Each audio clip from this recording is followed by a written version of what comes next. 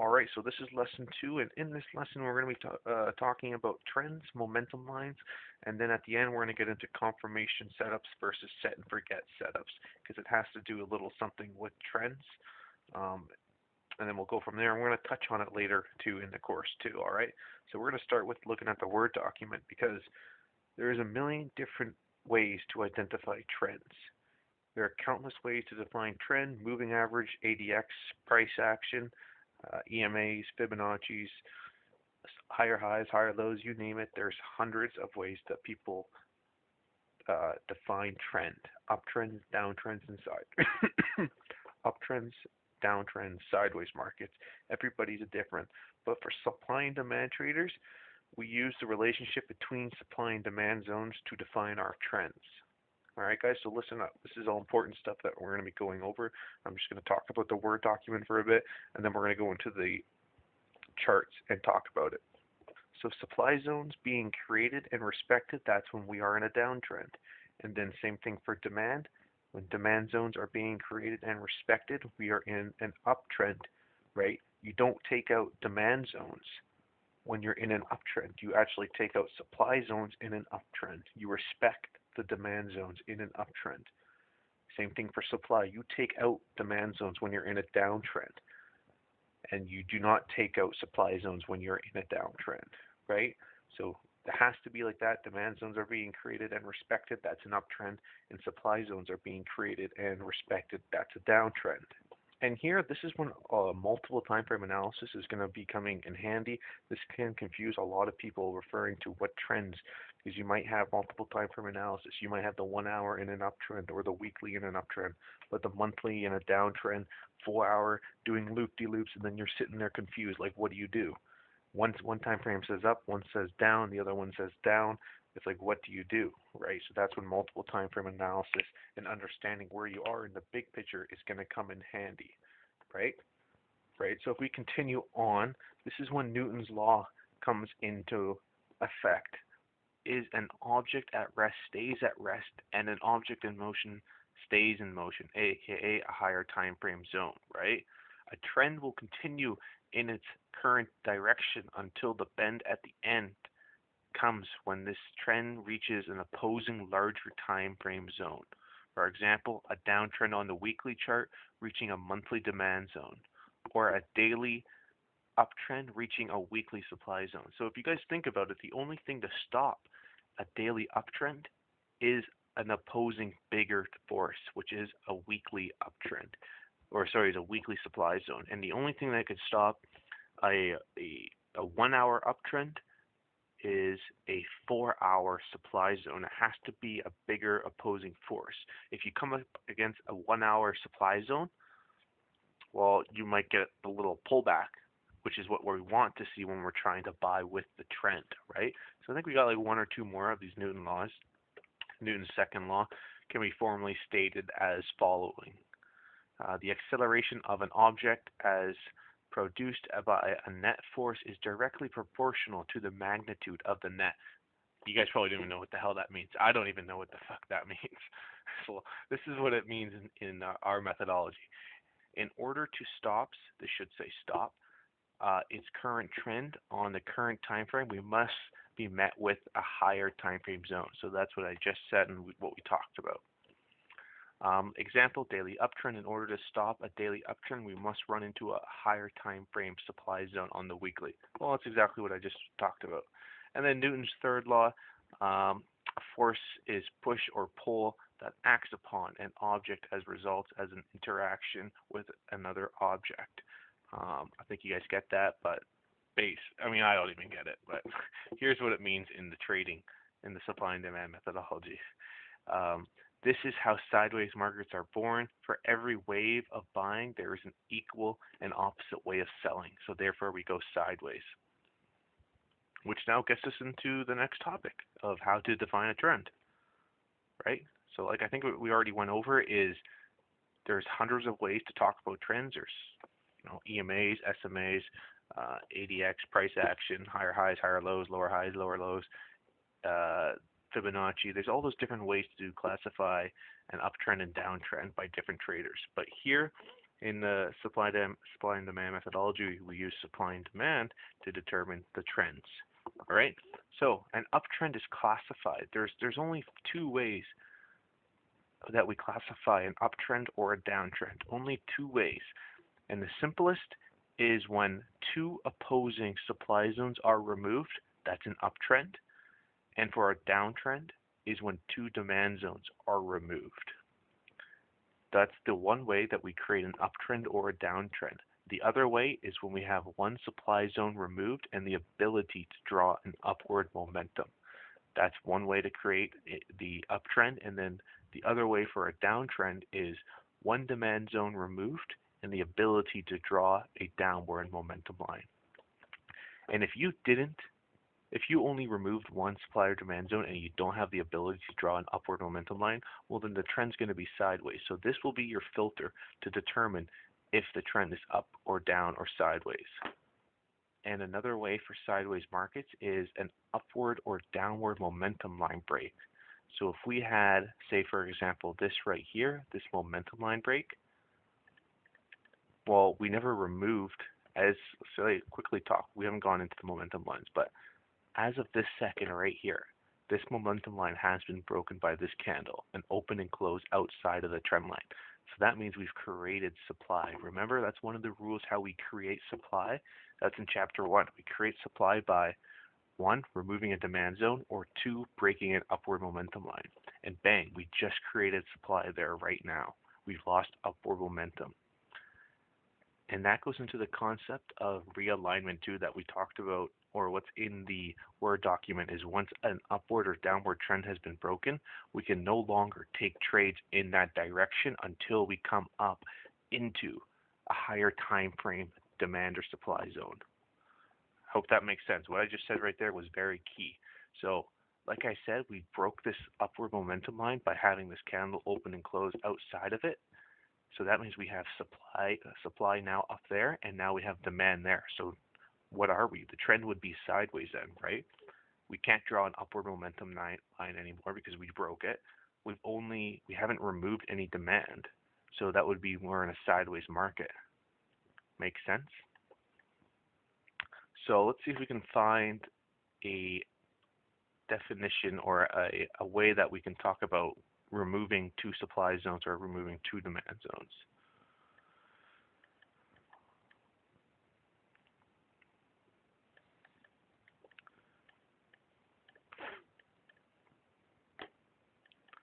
All right, right here. All right, so we're right here on U.S. oil, and we have two supply zones right here. We have one here and another one right here. Those are two supply zones. I think this is in the same chart. This is the same picture in my in the Word document. That's just, what are the odds of that? I actually had no idea. But as soon as let's just go to the Word document. I know it's in there. Yeah, see, it's right there actually. I actually had no idea. Like I said, the uptrend here, yes, sorry. Okay, so here we are on the Word document now, and we have removed one supply here and another supply there. So therefore, we have an uptrend line, or not an uptrend, but not an uptrend line, but an uptrend. Even though it might not look like it, we have removed one supply and another supply zone. So those are two supply zones. We could say that we're in an uptrend. I know it might not look like it, but technically by the rules that we base it off of, we are in an uptrend. Remember, we don't remove supply in a downtrend. So we're clearly not down, and we've clearly broken a momentum line too. And we also broke this supply too. So if you didn't know that the trend was up by the time of this happens, well, we did break it, so that's okay too. We broke it with this candle, so we're clearly in an uptrend, and these demand zones were now created and qualified because we broke supply. All right, so let's go into the charts and see if we can find examples of this. Let's go to the 15-minute just to see some action. Where's this chart? Here we go. So here we are on the 15. If we draw it like that and we go right here, right now we're in a downtrend. We have supply here and we have supply here. right? And we actually have some supply there, actually. So it's coming of a rally base, drop base, drop base, drop. And we could actually draw a downward momentum line like that. We'll get into downward momentum lines and upward momentum lines soon, but like that. So right now we are in a downtrend. Why are we in a downtrend? Well, we have the ability to draw a downward momentum line, and we've removed demand. Not real demand here, but we have the ability to draw it. But as soon as we actually broke the open and close outside of that, remember, that's one of the rules we need. Once we open and close a candle outside of it, that trend is broken, and then we are therefore sideways. At this point, we have removed the supply, drop base drop at this point by here. So we clearly have demand here now. So we can't say we're in a downtrend. We could say we're in a sideways market. All right. And right here, by now, we would be able to say that we could draw an upward trend line.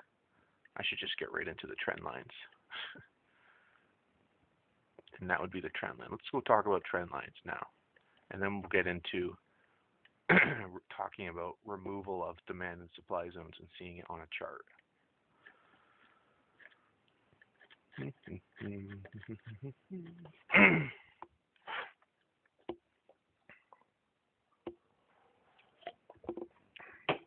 So here we are in chapter 6, a lesson on trends. There are obviously countless ways to draw trend lines. We use them a bit different than everyone. So here we are. In drawing uptrend lines, we need to join the two most recent pivot lows. And for downtrend lines, we need to use the two most recent pivot highs. And here are some examples. This is an example of an uptrend. So if this is a pivot high, I understand these are just lines, but we would be able to use, this is a valley. We use peaks and valleys. This became a valley once the price removed, once price broke this high right here, that became a valley. That gave us the ability to go higher, and we break the previous high from it, right? It's just like, if someone were to ask you just to draw connected trend line to the pivots, it's really that simple, right? I don't want you guys to overcomplicate it. We're trying to find the pivots, the peaks and valleys, and it's the same thing for supply, but just vice versa. All right, so here we are at current price. So say this 2 was never there yet. Right here, 2 was not there yet. We broke it, we came down, and we came up. And as soon as we broke this pivot high down and to the left, we were able to call this a confirmed pivot. Here we are now at 2. Price comes down and then up, but notice how we have not broken this pivot high yet. We can't draw the momentum line to connect it to these two until price breaks higher. All right. If price breaks higher than this pivot high right here, then we could use this valley as a secondary confirmed valley. So here we are on picture number B. If we look at it, price came up, down, up. We remove this previous high. All right. That would give us one confirmed valley. We got that pullback, and then we broke up again. That's perfect. That's what we want. That will give us the ability to draw a secondary valley, which will then be used to connect the trend line like we have up here. It's the same thing in supply. If we were to have, hold up guys, give me 1 minute to draw this.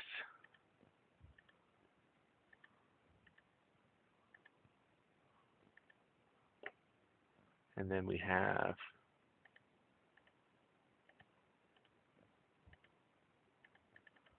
I actually got that right. I struggle so much with this, with drawing those polyline tools.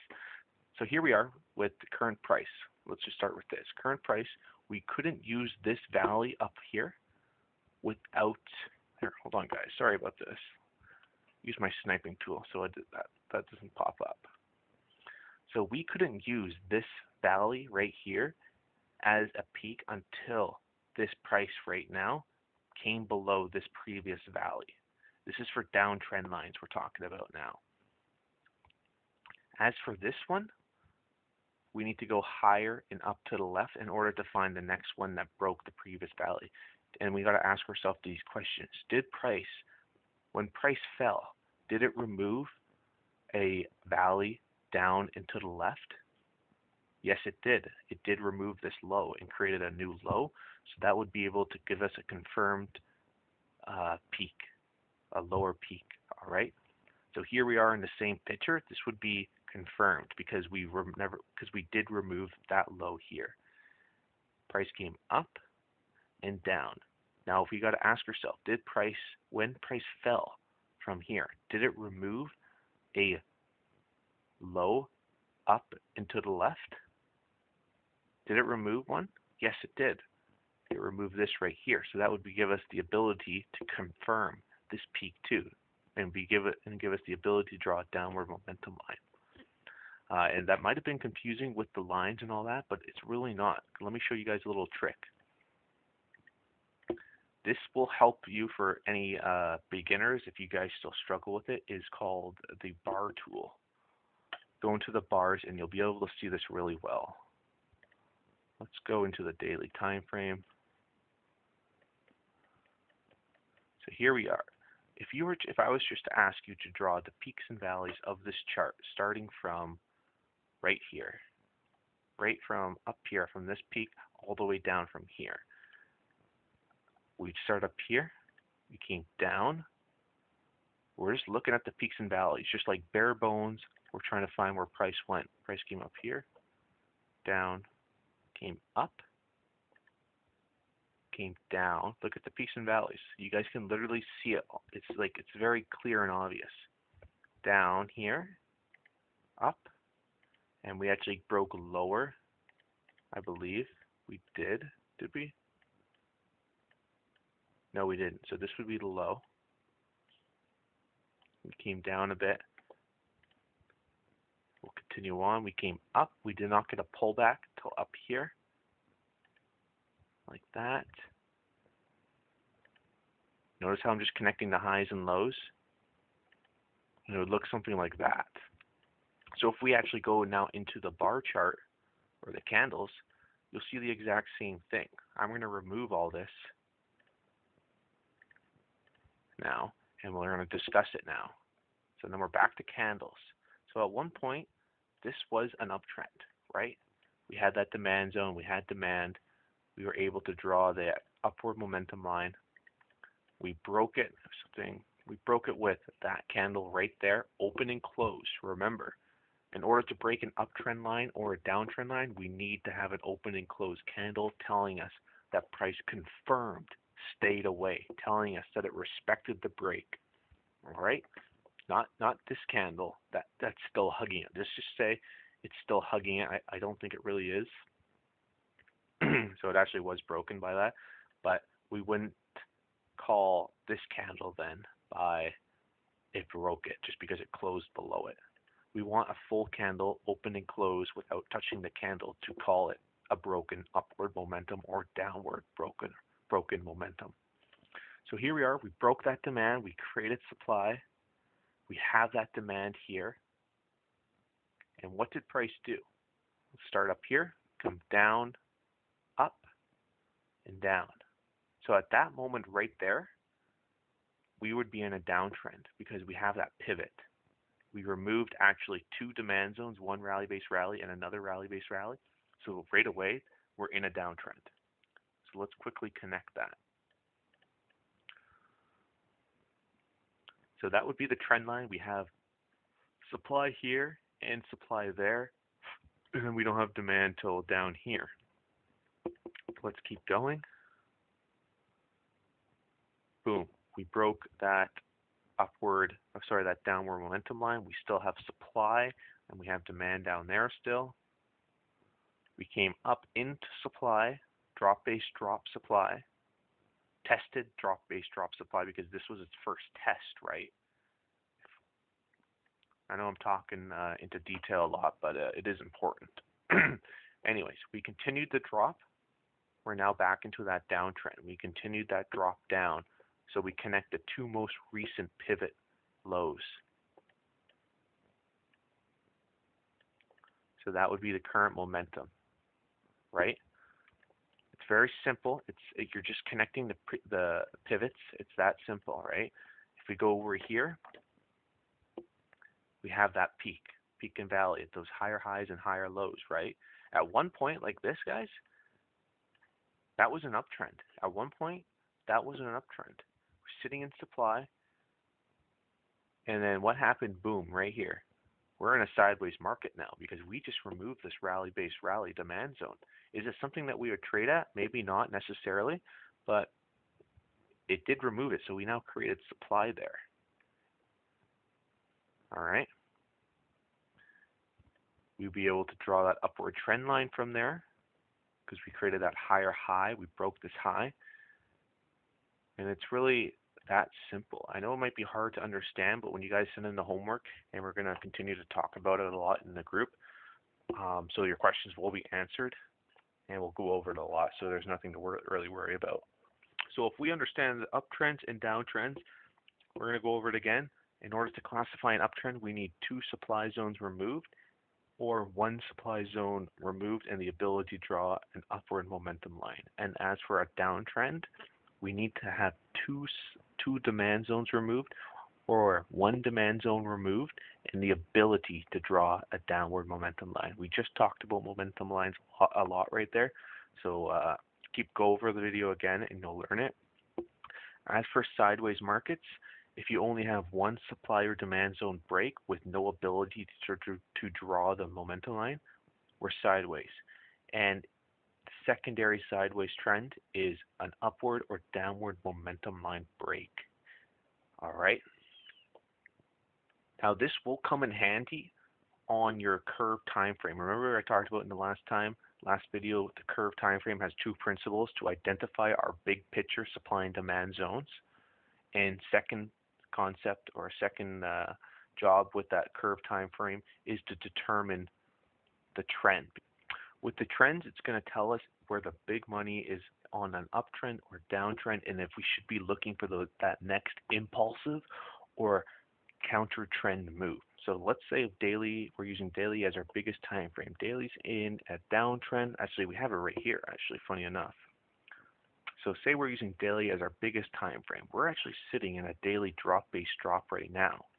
And this might be very confusing, but we're sitting in a drop-based drop supply zone. It's a nice supply zone. It removed this demand over here. We should be looking for sells. We're trying to catch that next impulsive move down, right? Because if we know we're in a daily downtrend, we don't remove daily supply zones. In a daily downtrend, we remove daily demand zones, and we respect the daily supply zones. Now, we always want price coming up into our big curve pictures. This will confuse a lot of people sometimes. Now, say here, we're in a daily downtrend. Price is back up into daily supply, so we're like I said before, we're looking for that impulsive move down. This is exactly what we want. You might be thinking, okay, we're in a daily downtrend, we're sitting in daily supply. Oh, but our 4-hour time frame, we're in an uptrend, and our 1 hour we're in an uptrend. Like, what are you doing? Why would you want to, we should be looking to buy 1 hour's in an uptrend, 4 hours in an uptrend. But you need to remember, everyone, we're sitting in our big picture. That's really where the money is sitting in our big higher time frame zones. We need to understand that's multiple time frame analysis that we're talking about right here. Price is in our daily supply, and daily is our biggest picture. We understand when we want a 1 hour or 4 hour uptrend into our zone. That's exactly what we want. We've been waiting days for this price to come back up into our daily supply zone. We've been licking our lips, just like licking our chops, waiting for prices to come up, because we want prices to be up in an uptrend on the daily, on the 4 hour and 1 hour. And then people are going to ask, why would you sell when you're sitting in a 1 hour, 4 hour uptrend? Well, why? Because we're sitting in daily supply, and we have a daily downtrend. We're respecting every daily supply zone. So we want to be looking for that next impulsive move down. That's exactly what you want to have. You're going to have that every single time on the smaller time frames. This goes back to the start of the meeting. What's the only thing that can break a 4-hour uptrend?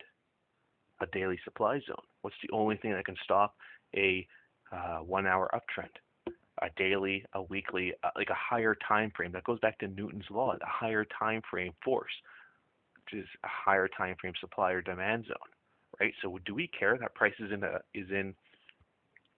a highest time frame zone? No, that's exactly what we want. We want trends to be up on our smaller time frames because we're going to obliterate those smaller time frames, right? So if we understand that price is now in our highest time frame, we want to be looking for shorts. People might get confused by that, but that's what we want to do because we're sitting in that highest time frame. So if we go into Euro USD actually right now, we can talk about one of the most recent trades I took. We were sitting in this newly daily supply zone. We have daily demand now. The trend is sideways, remember guys. So this is actually a pretty in-depth analysis I'm going to give you guys. Trend is sideways. We remove the supply zone, so we have daily supply here, daily demand here. We go into the 4-hour. What are we going to see on the 4-hour? This is where the trade took place. Here on the 4-hour, we remove supply. We remove supply. We're in an uptrend.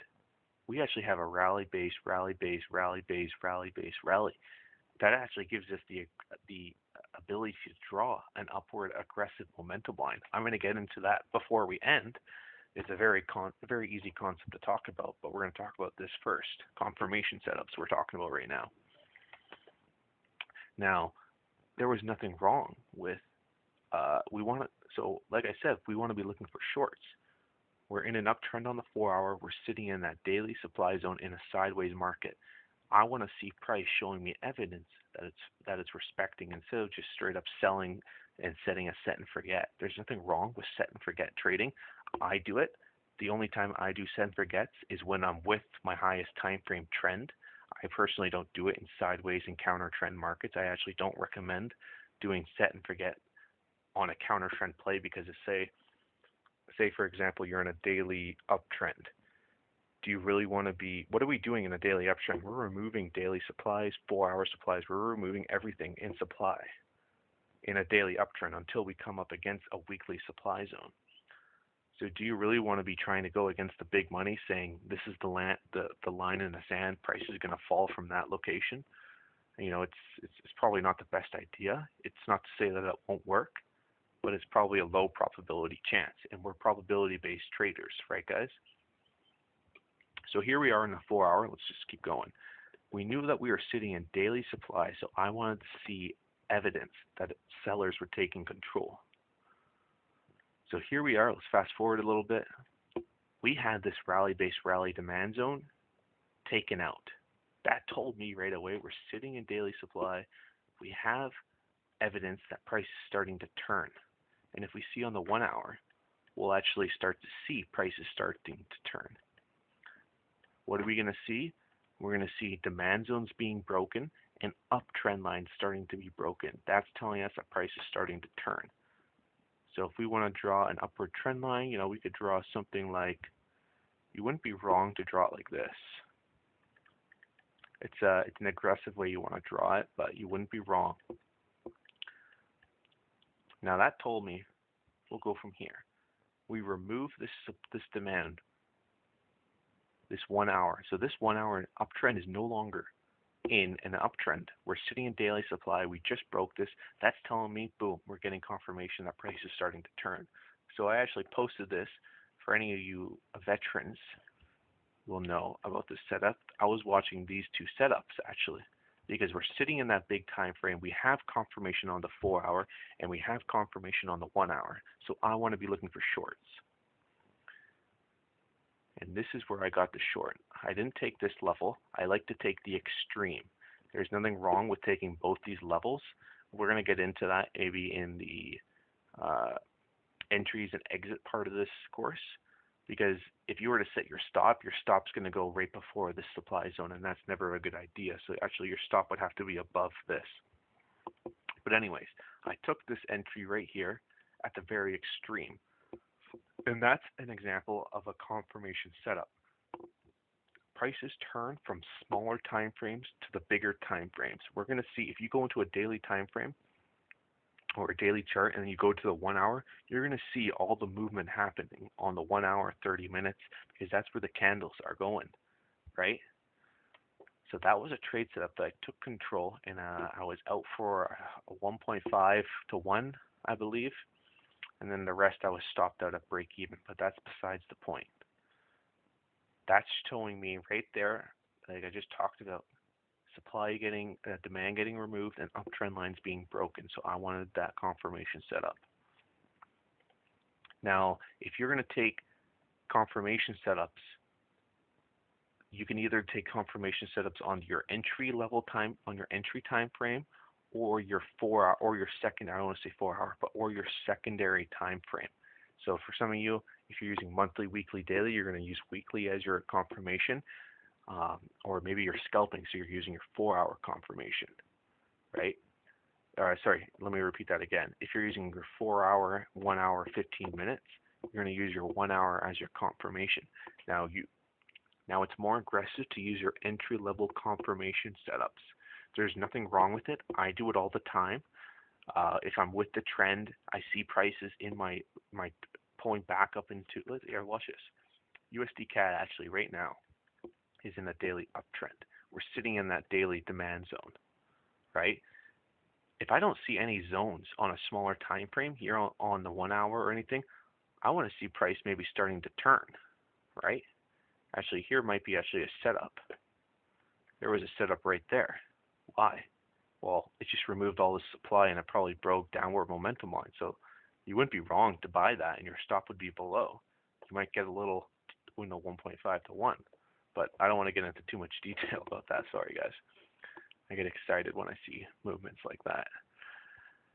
So if you don't see any setups in your highest time frame zone, you might want to be looking for confirmation setups on your secondary or your entry level time frame. Now your entry level time frame is going to be it's going to be more aggressive. Aggressive doesn't mean bad, it just means more aggressive, right? And the first indication of it turning is your momentum line break. Secondary is your supply or demand zone being removed, and supply and demand zone being removed is always going to be better quality confirmation than having a momentum line break, because it actually has to go through the effort to remove a supply or demand zone. So there's nothing wrong with taking your entry time frame confirmation setups. Just note it is more aggressive, right? And I would suggest if you're doing any counter trend longs or shorts, you wait for that secondary time frame turning. That's just my suggestion, because you want to see that extra effort that the chart or price has to show you evidence that it's actually turning, and then go to your entry time frame and pinpoint where you're going to enter that trade. So actually what we just talked about was confirmation setups. It's important to see that, because the first thing you're going to see is momentum line breaks and supply and demand zones being broken on your intermediate and your entry time frames. So it's up to the trader to decide what they're going to look for. Maybe you want to maybe you want to be more aggressive on your entry time frames, on your entry time frame aggressive confirmation setups when the trend is sideways or with the trend. And maybe when you're going counter trend, you really want to make sure that counter, that you're getting confirmation on that secondary time frame, whatever it might be. So if we quickly talk about set and forgets is really where you're just buying or selling at a level, and setting your orders, and then you're letting them sit there. There's nothing wrong with it. It's more aggressive, and you can walk away from it. It's actually pretty good for people that are swing trading and longer term wealth trading if there's a good setup. Like actually here on the 1 hour, we're in a daily uptrend. So if I was using my daily as my biggest time frame, here we are on the 1 hour. This was actually a trade that you could have taken. Was that right there? Very nice zone. You wouldn't be wrong to draw it like that. That would actually be the zone like that. But your stop would probably go below like that. I don't want to get too much into stops right now because we haven't talked about it. But why would you set and forget it? Because we're in a daily uptrend. on our biggest picture. So if we understand that we're in a daily uptrend, we're continuing that next impulsive move up. You're trying to buy every single pullback you can into that daily demand zone. And there's nothing wrong. This is very important what I'm about to tell you guys. Like I just said, there's nothing wrong with leaving outside of the curve, but I don't suggest doing it when you're counter trend. The only time when I go outside of the curve is when I'm with the trend or in a sideways market and I see a quality setup. So if we know we're with the trend right now, this is going based off daily as my highest time frame, right? This could be the weekly time frame. Well, heck, we'll go Euro USD weekly, just to throw you guys a curveball. We know we're in a weekly downtrend, right? We're sitting in a weekly supply right now. Here we are. Mark it out like that. We're trying to find shorts on our smaller time frame. So we could see if there actually was. There was that supply zone right there. That was a set and forget opportunity. That was totally okay to take something like that. Because we're in a weekly downtrend. Price is coming back up into that extreme of the weekly supply. There's nothing wrong with selling at levels like that. All right. Now, like I said before, if we are, I didn't really talk about it. Let's talk about the yens are in a trending market right now. So here's an example. Let's just say, for example, demand is not way till down here. Let's just say, for example, demand's not till way down here. I have no idea if it's sitting at demand. Here is the next qualified supply zone, and we are about to have daily supply zone there too. So as we're taking daily as our biggest time frame, I will be able to leave my curve zone if I'm with the trend. All right.